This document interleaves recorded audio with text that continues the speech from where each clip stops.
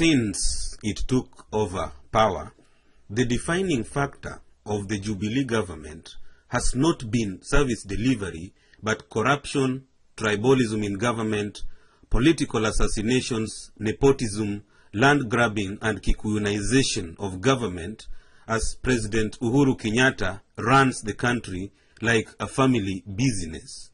The following are some of the mega corruption scandals that underline why Jubilee should be sent home and why Uhuru Kenyatta should be made a one-term president after stealing presidential elections in 2013.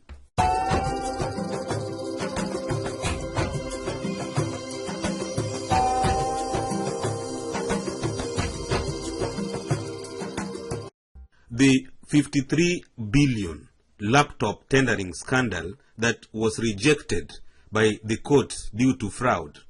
To date, the whereabouts of funds that had already been allocated to the project by Parliament remains unknown.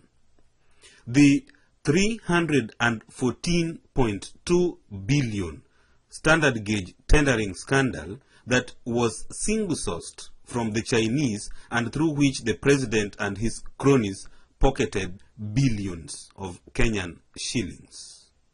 The 475 billion Lamu coal project that was awarded to a company that did not even submit a proposal.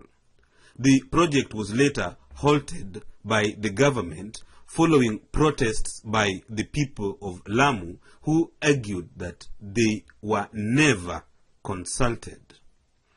The 10 billion geothermal development company tendering scandal.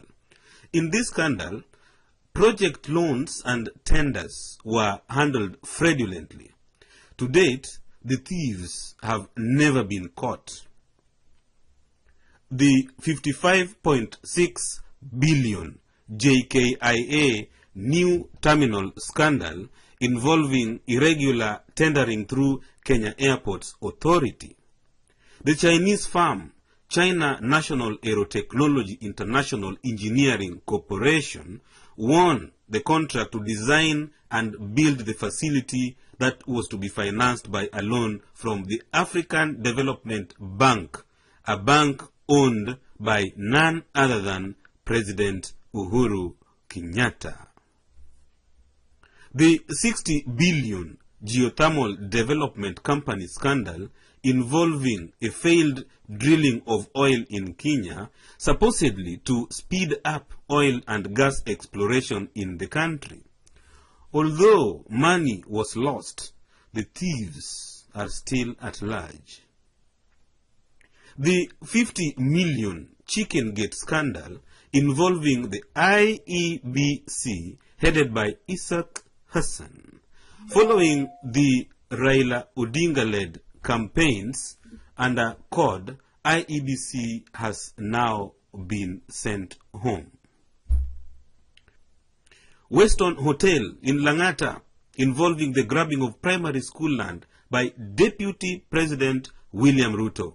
Protests to reclaim the land by Langata pupils were met with police batons, while police also tear-gassed the pupils in front of the media. Land theft through irregular land allocation in Lamu, as revealed by investigations following terror attacks by Al-Shabaab. The 8 billion Karen land scandal involving 40 Jubilee MPs. The scandal has never been resolved. The 38 billion medical import scandal involving irregular leasing. The scandal was never even addressed by the government. The 15 billion CCTV scandal involving single sourcing in favor of Safaricom because Safaricom had connections with corrupt government officials. The Kamlesh Patni shop payment scandal in which Patni, who had been accused of stealing money through Golden Bag, was rewarded through payment of shops he allegedly owned. The 1.3 billion irregular drug hole ship explosion scandal, in which drugs were destroyed to protect corrupt importers in the Jubilee government. The 800 million national youth scandal that was engineered by Uhuru Kenyatta's alleged girlfriend Anne Waiguru. Waiguru was forced out of office as a result of the scandal. The 100 million hustler jet scandal, where the hustler is none other than Vice President William Ruto. Uhuru Kenyatta's payout of 3 billion Kenyan shillings to the discredited Anglo-leasing company, a scandal in which a corrupt company had been rewarded for promoting corruption in Kenya. The 550 million scandal involving forced digital migration supervised by the government. The 450 billion scandal exposed by the Auditor General involving money that could not be accounted for by the Jubilee government.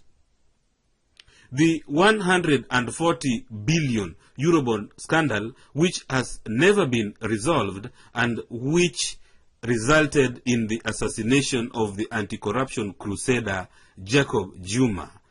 He was allegedly killed by William Ruto, the vice president.